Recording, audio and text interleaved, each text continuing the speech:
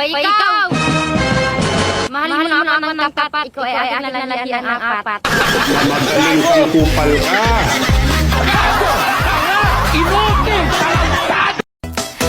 Di ko alam bakit pa nagkakaganto. Sadyang nasasaktan kahit di rin naman tayo. Oh, ang puso ko'y nagdurugo na parang sumisikip ang dibdib ko sa tuwing nakikita ko na magkatabi kayo.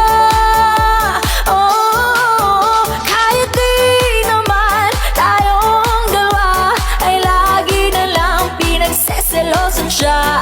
Bakit ba siya